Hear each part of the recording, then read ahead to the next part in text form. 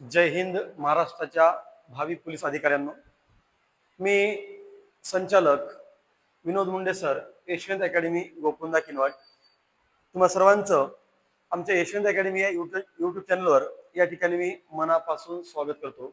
आणि नेहमीप्रमाणे मिशन खाकी अर्थातच पोलीस भरती संभाव्य प्रश्न अंकगणित अतिशय सोप्या भाषेमध्ये आज मी आपल्याला या व्हिडिओमध्ये सोल्युशन देणार आहे. तर या ठिकाणी पहा, आज आपण एक एक प्रश्न पाहू आणि आम्ही जे घेणार तेच परीक्षेला येणार, कारण अतिशय महत्त्वाचे आणि संभाव्य असे प्रश्न आपण आजच्या व्हिडिओमध्ये घेऊन येणार आहोत. तर आपण आता एक एक व्हिडिओ या ठिकाणी पाहूया. तर पहा, प्रश्न क्रमांक 1 आपल्याला काय म्हणतो. प्रश्न पहिला, इंद्रजीतने एक वस्तू 1308 रुपयात विकल्याने शेकडा 9 नफा झाला, तर त्या वस्तूची खरेदी किंमत किती? आणि बेटा, हा जो प्रश्न आहे तो मीरा भाईंदर वसई विरार पोलीस भरती 2023 मध्ये आलेला आहे. 1150, 1200, 1100 आणि 800 असे पर्याय आपल्याकडे आहेत.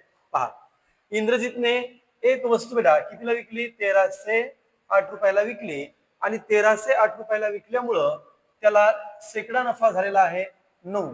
शेकडा नफा म्हणजे 9% झालेला आहे. तर आपल्याला विचारलं त्या वस्तूची खरेदी किंमत किती. तर पहा काय करायचं सांगतो. या ठिकाणी लिहा खरेदी, या ठिकाणी लिहा विक्री. समजा 100 रुपयाची वस्तू जर मी 9% नफ्याने विकली बेटा, तर कितीला विकणार रे? 109 ला, है ना. 100 चे 9% म्हणजे 9. मग 100 रुपयाची वस्तू जर मी 9% नफ्याने विकली तर मी 109 ला विकणार. मग जेव्हा 109 रुपये विक्री किंमत आहे तेव्हा खरेदी किती आहे? 100. 109 रुपये विक्री तेव्हा खरेदी 100. तर आपल्या उदाहरणामध्ये विक्री किती आहे बेटा? 1308. तेव्हा खरेदी किती? ठीक आहे, चला तिरकस गुणाकार करून घ्या. तिरकस गुणाकार काय होईल पहा आता. 100 गुणिले 1308 आणि भागिले 109. ठीक आहे, चला 109. आता 109 एक 109 किती उरले बघा बरं. 109 एक 109, 130 मधून 109 गेले 21 उरले, म्हणजे इथे झाले 218. आता 109 दुनी 218. ठीक आहे, म्हणजे आता 109 न जेव्हा आपण 1308 ला भागलं तेव्हा भागाकार येतो 12. आता शेवटी 12चा आणि 100चा जर गुणाकार केला तर 12च्या समोर 2 शून्य वाढतील, म्हणजे त्या वस्तूची खरेदी किंमत किती असायला पाहिजे? किती असायला पाहिजे?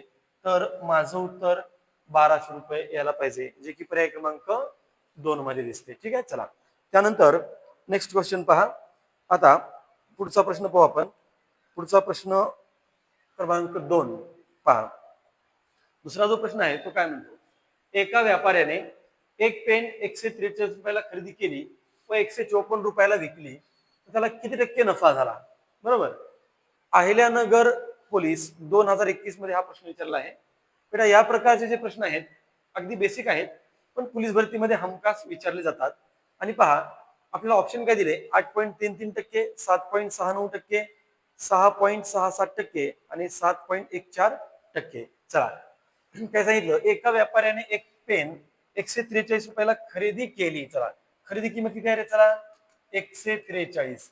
आणि खरेदी केली बघा, 143 रुपयाला खरेदी केली आणि विकली कितीला बेटा? 154 रुपयाला विकली. म्हणजे खरेदी किंमत 143 आणि विक्री किंमत किती आहे रे? 154. मला सांगा, या ठिकाणी विक्री किंमत जास्त आहे म्हणजे काय होणार? नफा होणार. ठीक आहे, नफा होणार. मग किती नफा होणार? तर नफा म्हणजे विक्री मायनस खरेदी. विक्री आहे 154 आणि मायनस खरेदी आहे 143. दोघांची जर आपण वजाबाकी केली तर किती येणार? 11. चला मग आता या ठिकाणी आपण बघू की शेकडा नफा किती झाला, किती टक्के नफा झाला. मला सांगा बेटा, शेकडा नफा किंवा शेकडा तोटा हा नेहमी खरेदी किमतीवरच काढतात. मग या ठिकाणी 143 रुपये खरेदी किमतीवर 11 रुपये नफा, तर 100वर किती? आता आपल्याला हे तोडावं लागेल. पहा, 11 एक 11, छेदामध्ये बघा 11 एक 11, 3 उरले, 11 3 33. त्यानंतर वर काय शिल्लक आहे रे? वर शिल्लक आहे 100 एक 100 आणि छेदामध्ये किती बेटा? 13. ठीक आहे, चला आता 100ला 13 भाग द्या. 100ला जर 13 भागलं, तुम्ही बघा इकडे साध्या पद्धतीने भागाकार करतो. 100ला 13 भागलं, 13 7 91, किती उरले? 9. पॉईंट देऊन शून्य घ्या. 13 78. 13 6 78 किती उरलं बेटा 12 शून्य वाढवा 13 सांगा 78 13 7 91 13 8 104 आणि 13 9 117 13 9 117 किती उरलं बेटा 3 आपल्याला 2 दशांश आपण उत्तर दिलं आहे उत्तर किती दिलं आपलं तर पहा आपलं उत्तर यायला पाहिजे 7.69% एवढा शेकडा नफा व्हायला पाहिजे ठीक आहे चला एवढा शेकडा नफा व्हायला पाहिजे पहा बरं पर्याय क्रमांक 2 मध्ये 7.69% हा नफा आपल्याला दिसतो ठीक आहे चला आता यानंतरचा जो प्रश्न असेल तो असेल प्रश्न क्रमांक 3 काय म्हणतो पाहूया चला पहा प्रश्न एक वस्तू 25 रुपयाला विकून 25% नफा मिळत असेल तर त्या वस्तूची मूळ किंमत किती पहा एक वस्तू कितीला विकून बेटा 2500 रुपयाला विकून म्हणजे विक्री किंमत आहे बरोबर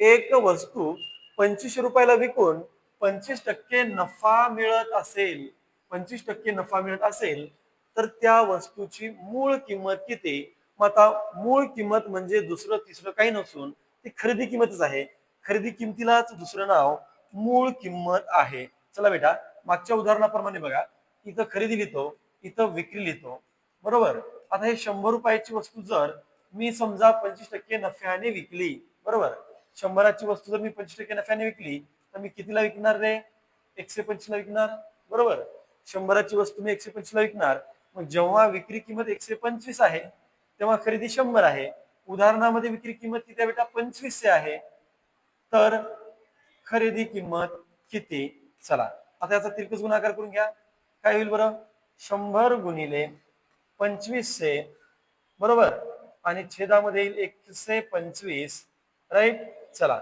आता यांना जर आपण तोडलं तर आपल्याला सहज लक्षात आलं 125 दुनी 250 समोरचा एक 0 आणि शेवटी मला गुणायचं आहे 20 ला 100 न म्हणजे मी 20च्या समोर 2 शून्य जोडणार म्हणजेच माझं उत्तर 2000 मिळायला पाहिजे पर्याय क्रमांक 4 धुळे पोलीस 2023 मध्ये हा प्रश्न विचारलेला आहे अतिशय महत्वाचा प्रश्न आहे आणि याच लेवलचे प्रश्न आपल्याला पोलीस भरतीमध्ये विचारतात काळजी करू नका यापेक्षाही हाय लेवलचे प्रश्न आपण हळूहळू पुढील व्हिडिओमध्ये पाहणार आहोत ठीक आहे चला आता प्रश्न क्रमांक 4 कडे जाऊ आपण आता हा प्रश्न जो आहे लसावी मसावीवरचा आहे अतिशय बेसिक प्रश्न आहे बघा तर इथं काय विचारलं बेटा आपल्याला 45चा आणि 75चा काय विचारलं रे लसावी कशाचा 45 आणि 75चा लसावी किती लसावी म्हणजे लघुत्तम सामायिक विभाज्य बेटा लसावी म्हणजे तुम्हाला आता डायरेक्ट पर्यायातून कसं सांगतो 45चा आणि 75चा लसावी म्हणजे काय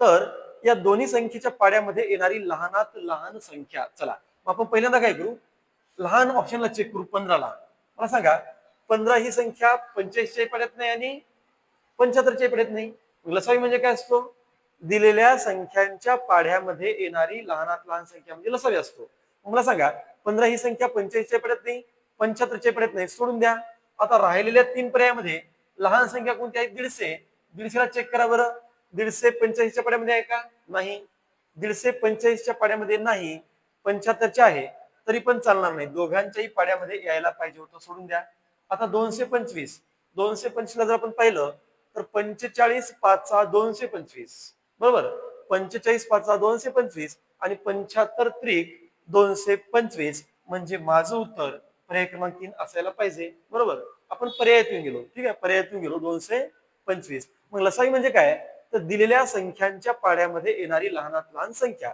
ही संख्या दोघांच्या पाड्यामध्ये येत नाही ही संख्या दोघांपैकी एकाच्या पाड्यामध्ये येते मग आता या दोघांमध्ये लहान कोण आहे 225 225 45च्या पाड्यात आहे 75च्या पाड्यात आहे सरळ सरळ लसावी किती यायला पाहिजे 225 चला हे झालं ऑप्शन मधून आता पद्धत सांगतो 45 आणि 75चा बेटा आपल्याला काढायचा आहे लसावी आणि लसावी म्हणजे काय असतो तर लसावी म्हणजे सामायिक आणि असामायिक अवयवांचा गुणाकार असतो चला यांना भाग देणारी मोठ्यात मोठी संख्या सांगा बरं 15 15 त्रिक 45 15 5 75 ठीक आहे चला लसावी काढा आता मला सांगा या ठिकाणी 45 आणि 75ला मी 15 न भागलं 15 त्रिक 45 15 5 75 आता यांचा सामायिक विभाजक कोण मिळाला सामायिक विभाजक मिळाला 15 बरोबर सामायिक विभाजक मिळाला 15 आणि 3 आणि 5 आता कुठल्याच पाड्यामध्ये येत नाहीत म्हणजे हे आहेत असामायिक अवयव.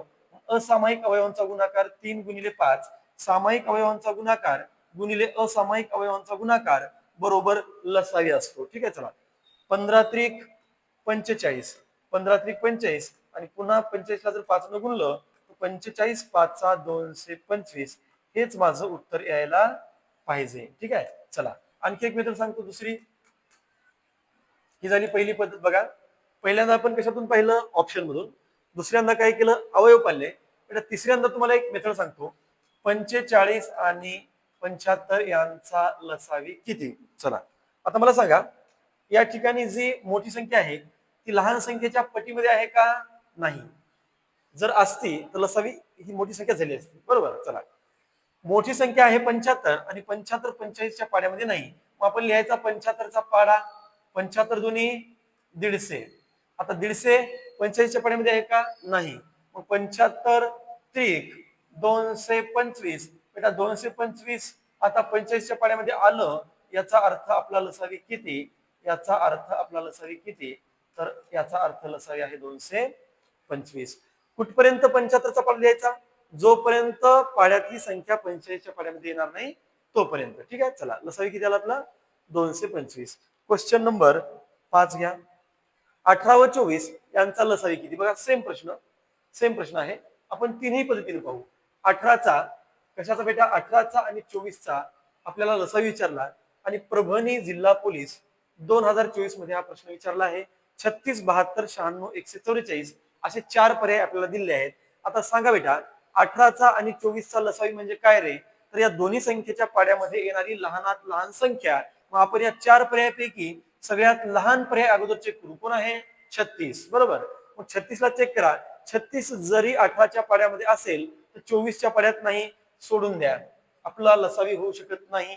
आता उरलेल्या 3 पर्यायापैकी लहान कोण आहे, उरलेल्या 3 पर्यायापैकी 72 लहान आहे. त्या 72 ला चेक करा. 72 ही संख्या 18च्या पाड्यामध्ये आहे. 18 चौक 72 आणि 24 त्रिक 72 झालं. माझं उत्तर 72च असायला पाहिजे. बरोबर, या दोन संख्यांचा लसावी किती असेल, 72. चला आता पद्धतीनं पाहू आपण. पद्धतीनं जर पाहिलं बेटा तर 18चा आणि 24चे आपण पहिल्यांदा सामायिक विभाजक पाडायचे. चला मला सांगा, 18ला पण भाग जातो आणि 24ला पण भाग जातो अशी मोठी संख्या कोणती आहे रे, 6. साइन त्रिक 18 साइन चौक 24. अलग लक्षात, साइन त्रिक 18 साइन चौक 24. चला आता मला लसावी मिळणार आहे. कसा, तर लसावी म्हणजे काय असतो, तर तो असतो सामायिक आणि असामायिक अवयवांचा गुणाकार. मला सामायिक विभाजक मिळाला 6 आणि असामायिक अवयवांचा गुणाकार 3 चौक 12 आणि 12 6 72. हाच माझा लसावी असायला पाहिजे. बरोबर, 72. चला दुसरी पद्धत बेटा आता सांगितलं होतं 18चा आणि कशाचा लसावी रे, 24चा. मला सांगा, गटातली मोठी संख्या कोणती आहे, 24. गटातली मोठी संख्या आहे 24 पण ती 18च्या पाड्यामध्ये नाही. बरोबर, गटातली मोठी संख्या आहे 24 पण ती 18च्या पाड्यामध्ये नाही. आता 24चा पाडा इथपर्यंत लिहा जोपर्यंत ती संख्या 18च्या पाड्यामध्ये येणार नाही. चला 24 दुनी 48 18च्या पाड्यामध्ये आहे का बेटा, नाही. चला मग पुढं 24 त्रिक 72 72 18च्या पाड्यामध्ये आलं किती, 18 चौक 72 म्हणजे मला माझा लसावी किती मिळाला, तर माझा लसावी मिळणार मला किती, 72, जे की पर्याय क्रमांक 2 मध्ये आहे. बरोबर, चला पुढं प्रश्न क्रमांक 6 कोल्हापूर जिल्हा पोलीस 2024 मध्ये विचारलेला प्रश्न आहे. एका पेटीत पहा, एका पेटीतील पाहिजे होतं, एका पेटीतील आंब्याचे 15 25 30 याप्रमाणे गट केल्यास प्रत्येक वेळी 6 आंबे कमी पडतात, तर पेटीत कमीत कमी किती डझन आंबे असतील. ठीक आहे, आपण पहिल्यांदा बघू पेटीमध्ये कमीत कमी किती आंबे असतील आणि पुन्हा त्याचं आपण डझन मध्ये रूपांतर करू. ठीक आहे, आणि लक्षात ठेवा या प्रकारचा प्रश्न जर आपल्याला विचारला बेटा तर आपल्याला काय करायचं असते रे. पहा, या प्रकारचा प्रश्न जर विचारला तर या सर्व प्रकारच्या संख्यांचा काय करायचा असतो रे, लसावी.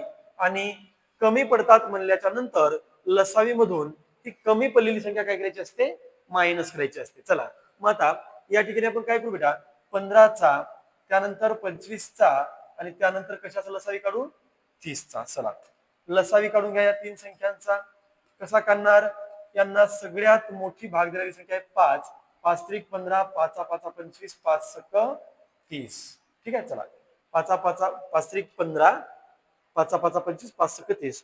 आता बेटा या ठिकाणी या तिन्ही संख्यांना कुठल्याच संख्येने भाग जाणार नाही, पण 3 ला आणि 6 ला 3 ने भाग जातो. 3 1 3, 5 ला 5, 3 2 6. आता या तीन संख्येपैकी कुठलीच संख्या या तीन संख्येपैकी कुठलीच संख्या एकाच पाड्यात येत नाही, याचा अर्थ मला लसावी मिळतो. लसावी किती मिळतो तर बघा 5 गुणिले 3 गुणिले हे एक घेण्याची गरज नाही, 5 गुणिले 2. चला किती मिळतो लसावी 5 त्रिक 15 आणि हे 5 गुणे 10 आणि 15 10 किती बेटा 150. लसावी किती मिळाला आहे 150. पण प्रत्येक वेळी 6 आंबे कमी पडतात, म्हणजे टोपलीत किती आंबे आहेत बघू आपण. पेटीत आंबे किती असतील, पेटीत आंबे किती आहेत तर बघा प्रत्येक वेळेस 6 आंबे कमी पडतात, म्हणजे 150 मायनस 6 करा. पेटीत आंबे असतील 144, पण पर्यायामध्ये तर 144 नाही का. आपल्याला विचारलं पेटीत कमीत कमी किती डझन आंबे असतील. मला सांगा बेटा पेटीमध्ये जर 144 आंबे असतील तर आपण त्याला डझन मध्ये करू, आणि कोणत्याही संख्येला जर डझन मध्ये करायचं असेल तर त्याला 12 ने भागतात. 144 ला 12 ने भागलं 12 1 12, 2 उरले 12 2 24, म्हणजे टोपलीमध्ये कमीत कमी किती डझन आंबे असायला पाहिजे. त्याचं उत्तर आहे 12 डझन आंबे असायला पाहिजे. अलग लक्षात बेटा काय केलं आपण या प्रकारच्या प्रश्नामध्ये दिलेल्या तिन्ही संख्यांचा मी लसावी काढला, मला लसावी मिळाला 150. प्रत्येक वेळेस 6 आंबे कमी पडतात, म्हणून 150 मधून 6 मायनस करा 144, आणि 144 ला पुन्हा कशामध्ये करा तर बेटा डझन मध्ये करा, कारण तुम्हाला डझन मध्ये उत्तर काढायचं आहे.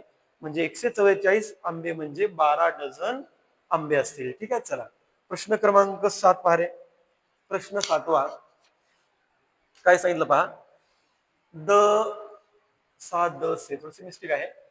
द सा द से 10% दराने 450 रुपयाचे 2 वर्षाचे चक्रवाढ व्याज किती. ठीक आहे, दोंड SRPF 2023 मध्ये हा प्रश्न आपल्याला विचारलेला आहे. चला बेटा आता एक सोपी पद्धत आहे बघा की चक्रवाढ व्याज कसं काढायचं. तर चक्रवाढ व्याज काढण्याच्या अगोदर आपल्याला रास काढायची असते, आणि रासमधून पुन्हा मुद्दल मायनस केली की आपल्याला काय मिळणार चक्रवाढ व्याज मिळणार. चला पहिल्यांदा आपण काय करू चक्रवाढ व्याजाची या ठिकाणी रास काढू. कशी काढतात, मुद्दल किती आहे बेटा 450, मग व्याजाचा दर किती आहे 10% आणि मुदत किती आहे 2 वर्ष.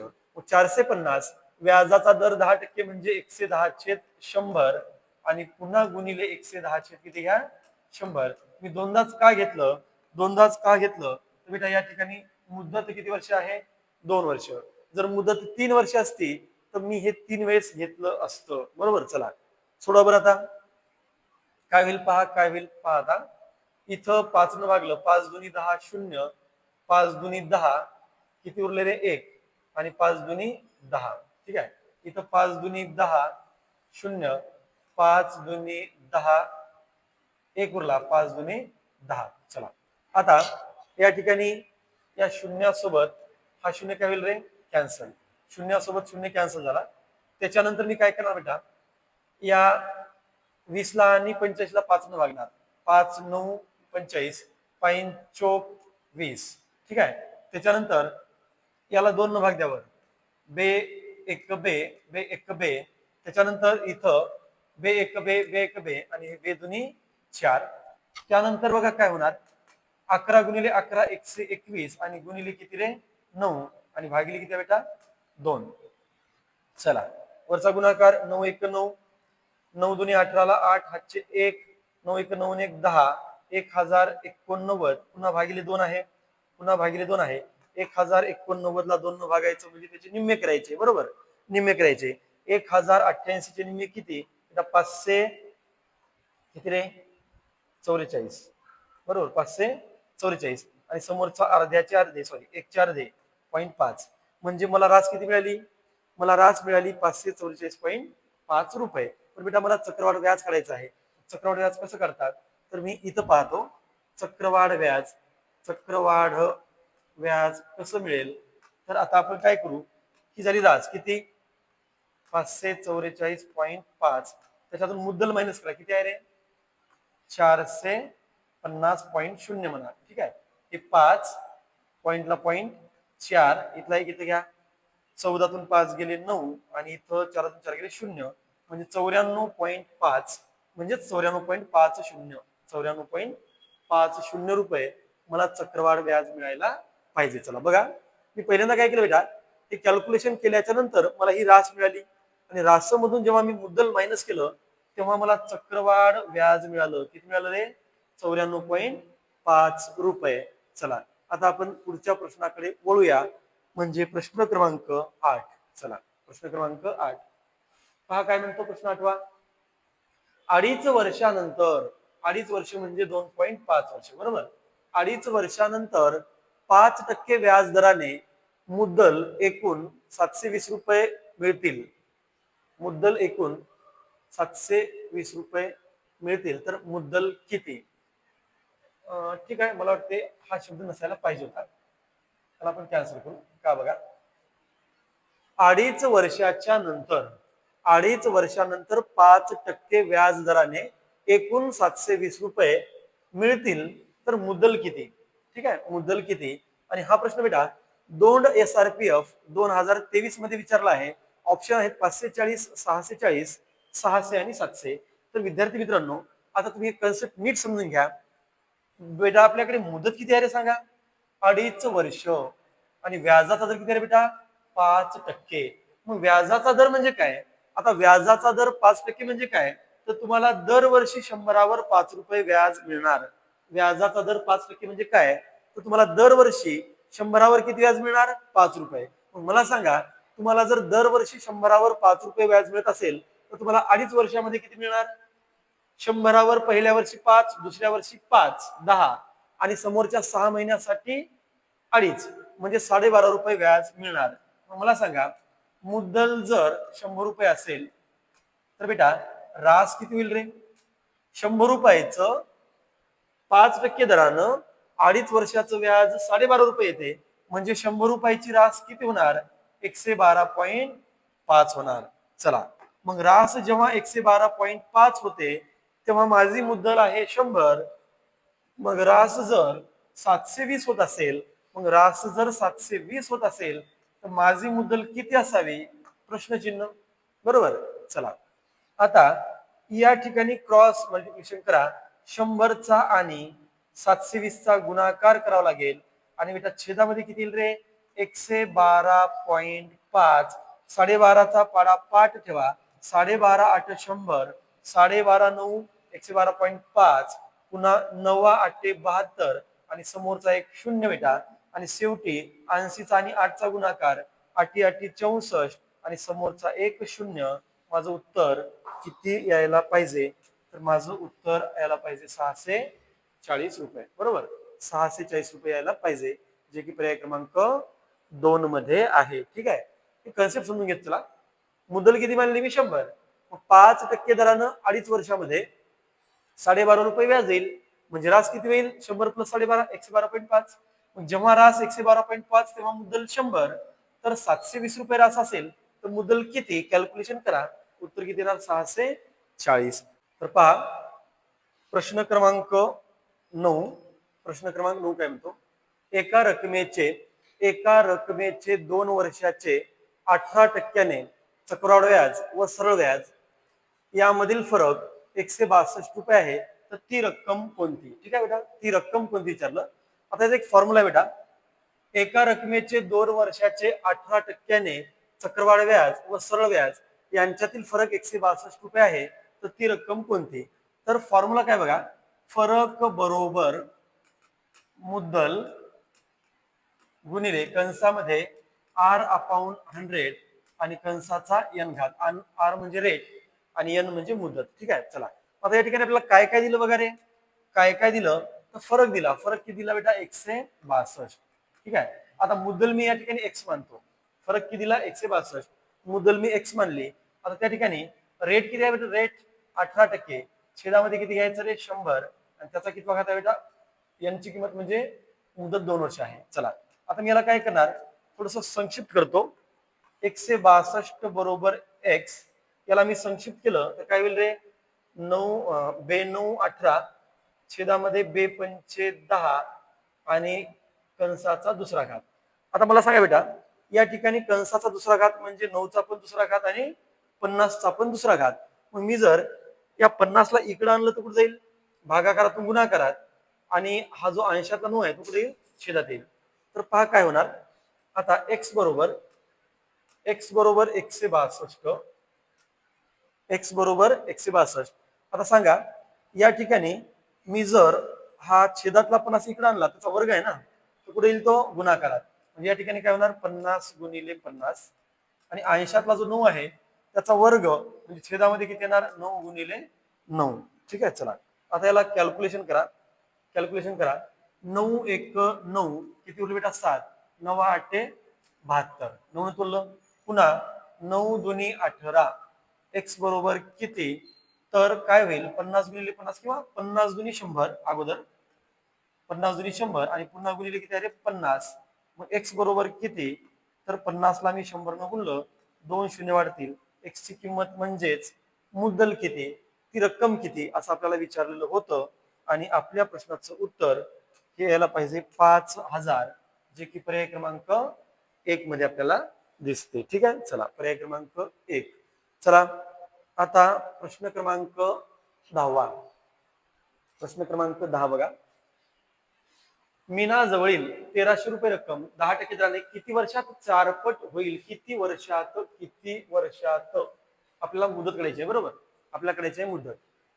मीना जवळील 1300 रुपये रक्कम 10% दराने किती वर्षामध्ये 4 पट होईल? किती पट बेटा? 4 पट होईल. दाम दुप्पट, दाम तिप्पट, दाम चौपट याच्यावर प्रश्न आधारलेला आहे. मग किती वर्षात म्हणजे मला करायची मुदत. ठीक आहे, बघा बेटा, किती वर्षात म्हणजे मुदत काढायची आहे. आणि मुदत काढताना जर दाम दुप्पट, दाम तिप्पट, दाम चौपटीवरचा प्रश्न असेल बेटा, दाम 4 पट म्हणल्याच्या नंतर अंशात 300 घ्यायचे.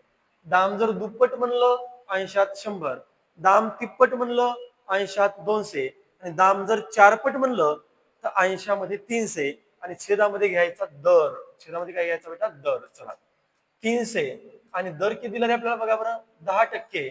मग हे 10 सोबत हा शून्य कॅन्सल. किती मुदत मिळणार? 30 वर्ष. किती बेटा? 30 वर्ष हे माझं उत्तर यायला पाहिजे. प्रश्न होता, मीना जवळील 1300 रुपये रक्कम 10% दराने किती वर्षात 4 पट होईल? किती वर्षात 4 पट होईल? 30 वर्षामध्ये 4 पट व्हायला पाहिजे. आणि भंडारा चालक 2021 मध्ये हा प्रश्न आपल्याला विचारलेला दिसतो. चला प्रश्न क्रमांक 11. प्रश्न क्रमांक 11 बघा. नंदुरबार पोलीस 2024. नंदुरबार पोलीस 2024 मध्ये हा प्रश्न विचारला. दोन संख्यांचे गुणोत्तर एकास 3 आहे. दोन संख्यांचे गुणोत्तर किती आहे रे बेटा?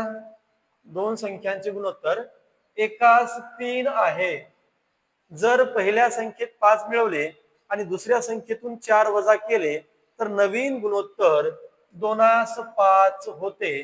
तर दुसरी संख्या कोणती असं आपल्याला विचारलं. 33, 35, 59, 99 असे पर्याय आपल्याला दिलेले आहेत. चला तर मग दोन संख्यांचं गुणोत्तर आहे बेटा एकास 3. चला मी पहिली संख्या 1x मानतो, दुसरी संख्या मी 3x मानतो, बरोबर? पहिली संख्या मी 1x मानली, दुसरी संख्या 3x मानली. आता सांगा, पहिल्या संख्येत 5 मिळविले. ठीक आहे, पहिल्या संख्येमध्ये 5 मिळविले म्हणजे 1x मध्ये किती मिळवले? 5. पहिल्या संख्येत 5 मिळवले आणि दुसऱ्या संख्येतून 4 वजा केले. दुसरी संख्या आहे 3x, त्याच्यातून 4 वजा केले. असं केल्यामुळं मला नवीन गुणोत्तर किती मिळणार आहे बेटा? 2/5 मिळणार, बरोबर? चला आता आपण हे समीकरण सोडून घेऊ. चला 5 नाही तो गुणा, 5 1 5x आणि 5 5 25. आता 2 न इकडे गुणा, 2 न 3x ला गुणलं 6x आणि 2 न जर निगेटिव्ह 4 ला गुणलं तर निगेटिव्ह 8. ठीक आहे, बेचोक 8. आता बाजू बदलून घ्या. 8 ला जर इकडे आणलं तर 25 अधिक 8 आणि तिकडे जर 6x मधून मी 5x ला तिकडे पाठवलं तर 6x मधून ते मायनस होईल. मग 25 अधिक 8 किती होतात बेटा? तर 25 अधिक 8 होतात 33 आणि इकडे 6x मायनस 5x बरोबर किती होणार? x. x ची किंमत मला किती मिळाली रे? 33 मिळाली, बरोबर? x ची किंमत 33 मिळाली.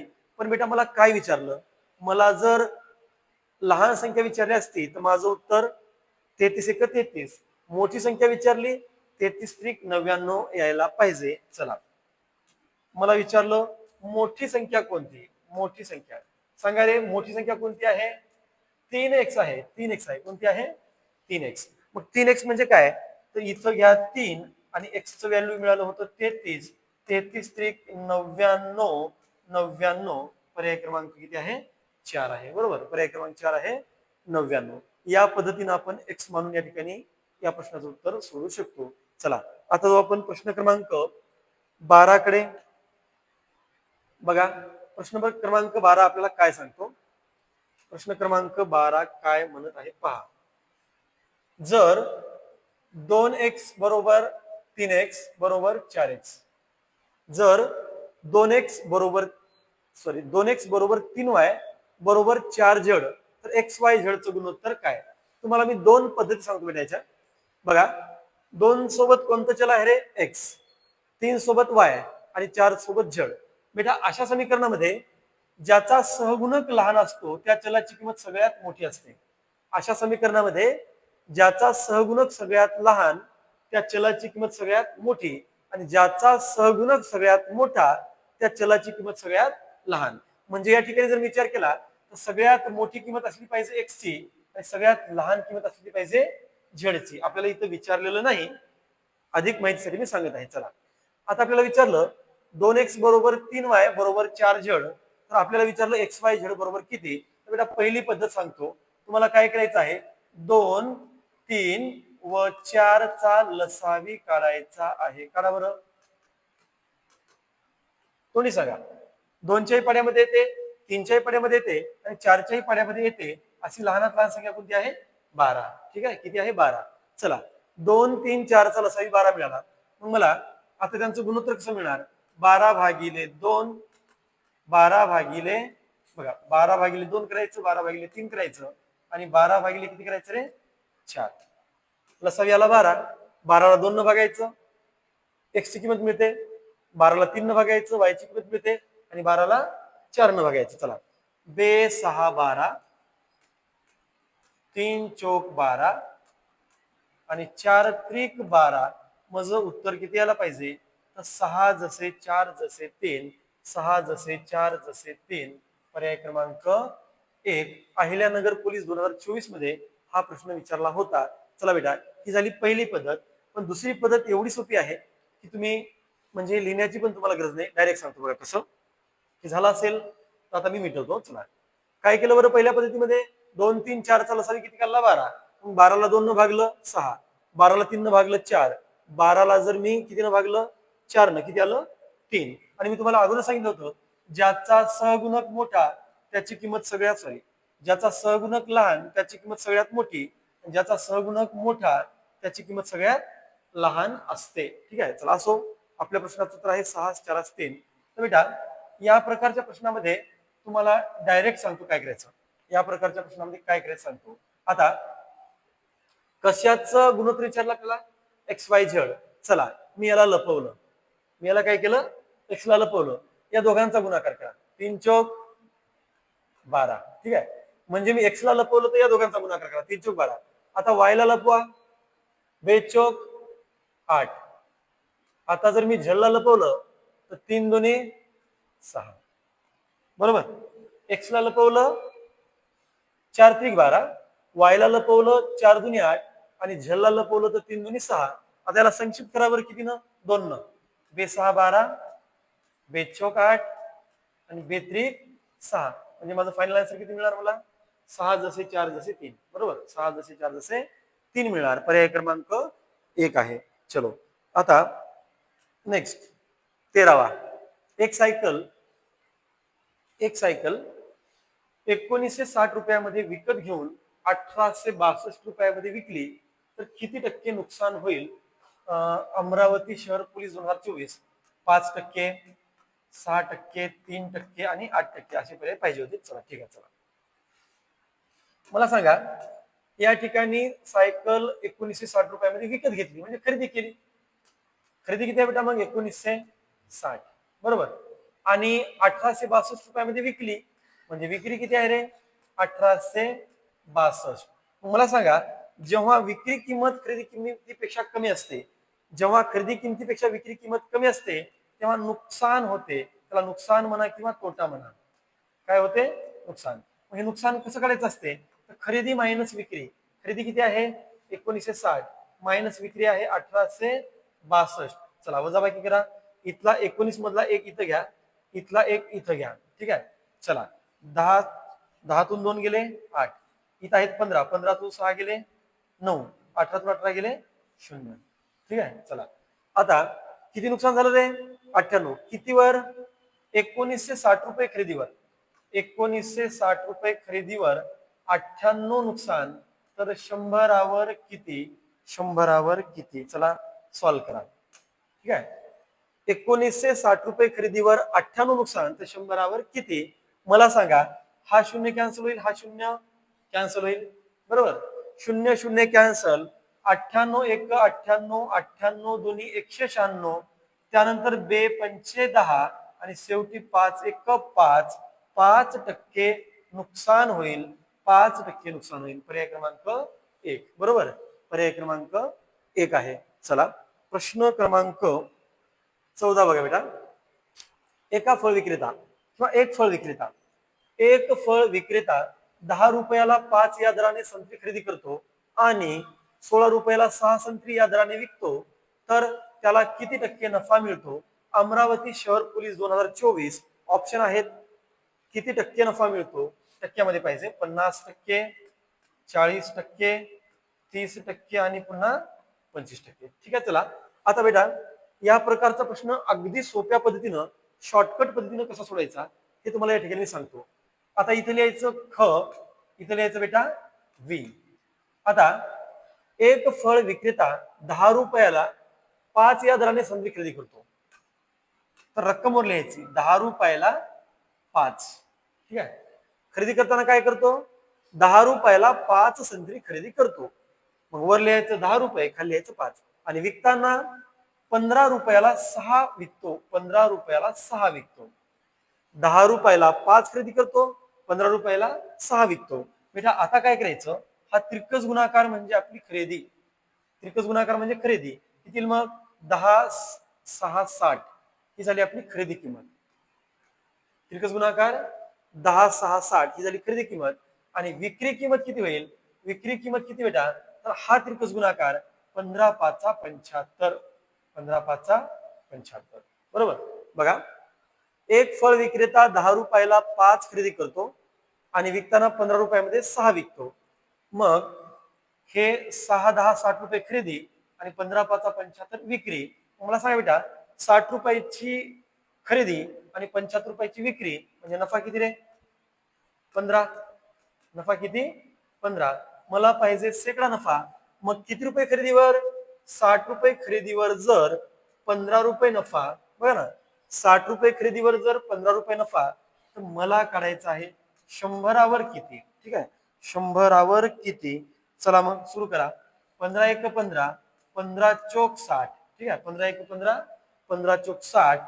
इथं 4 दुने 8, 2 उरले 4 पंचे 20 आणि शेवटी 25 एक 25, 25% नफा. किती टक्के नफा बेटा? 25% नफा. पर्याय क्रमांक 4. ठीक आहे. पर्याय क्रमांक 4 ही त्याची एकदम शॉर्टकट पद्धत आहे. या पद्धतीनं करा. कधीही लक्षात ठेवायचं, इथं खरेदी लिहायचं, इथं विक्री. 10 रुपयामध्ये 5 खरेदी, 15 रुपयामध्ये 6 विक्री. मग पहिल्यांदा हा गुणाकार करायचा आणि हा गुणाकार 60 रुपये म्हणजे आपली खरेदी. नंतर हा गुणाकार करायचा, हा गुणाकार 75 म्हणजे आपली विक्री. मग 60 रुपयाची वस्तू 75ला विकली तर मला नफा किती होणार रे? 15 रुपये. मग 60 रुपयावर 15 रुपये तर 100वर किती? 25% नफा व्हायला पाहिजे. चला आता आपण एक शेवटचा क्वेश्चन पाहूया. ए जसे बी म्हणजे ए आणि बी चं गुणोत्तर किती आहे रे? 3:4. ए आणि बी चं गुणोत्तर 3:4 आणि बी आणि सी चं गुणोत्तर आहे 5:6. आणि विचारलं काय? एसी चं गुणोत्तर किती? बरोबर. एसी चं गुणोत्तर विचारलं. अहिल्यानगर पोलीस 2024 या ठिकाणी हा प्रश्न विचारला आहे बेटा. आणि ऑप्शन आहेत 5 जसे 8, 1 जसे 2, 3 जसे 8, 5 जसे 9. तर बघा बेटा ए चं बीसी गुणोत्तर दिलं आणि बी चं सीसी गुणोत्तर दिलं, म्हणजे पहिल्या संख्येचं दुसऱ्या संख्येशी आणि दुसऱ्या संख्येचं तिसऱ्या संख्येचे गुणोत्तर दिलं, अशा वेळेस मला तिघांचं एकत्रित गुणोत्तर काढता येते. बघा, ए बी चं गुणोत्तर किती आहे रे? 3-4. आणि बेटा बीसी चं किती आहे रे? 5-6. हे असं लिहायचं. चला, ए बी चं 3-4, बीसी चं 5-4. चला, समान हक्क. इथं 4 ला 4 देऊन टाका, इथं 5 ला 5 लिहून टाका. यांचा गुणाकार 3-5 15, यांचा गुणाकार 4-5 20, यांचा गुणाकार 6-4 24. मला कशाचं गुणोत्तर विचारलं? एसीचं. चला, मला विचारलं एसीचं गुणोत्तर. एसीचं गुणोत्तर म्हणजे मला सांगा बेटा, ए ची किंमत किती आली होती रे? 15 आणि सी ची आली होती 24. इथं एच्या खाली घ्या 15, सी च्या खाली घ्या 24. आणि बेटा दोघांना भाग द्या. कशाने भाग जातो? 3-5 15 आणि 3-8 24. मला एसीचं गुणोत्तर किती मिळणार? तर मला मिळणार 5-8. ठीक आहे. तर विद्यार्थी मित्रांनो, हा प्रश्न अहिल्यानगर पोलीस 2024 मध्ये विचारलेला आहे आणि अतिशय महत्वाचा आहे. परीक्षेमध्ये नेहमी नेहमी रिपीट होणारा हा महत्वाचा प्रकार आहे. त्यामुळे या प्रकारचा प्रश्न आपल्याला विचारला तर या पद्धतीने आपण या प्रश्नाचं सोल्युशन करू शकतो. तर विद्यार्थी मित्रांनो, तुम्हाला आमचा हा आजचा व्हिडिओ जर आवडला असेल तर या प्रकारचे व्हिडिओ आम्ही रोज घेऊन येणार आहोत. आणि व्हिडिओ जर आवडला असेल तर आजचा हा व्हिडिओ आपल्या मित्रांपर्यंत शेअर करा. आणि व्हिडिओ जर आवडला असेल तर लाईक करा, शेअर करा, सबस्क्राईब करा. धन्यवाद. जय हिंद, जय महाराष्ट्र.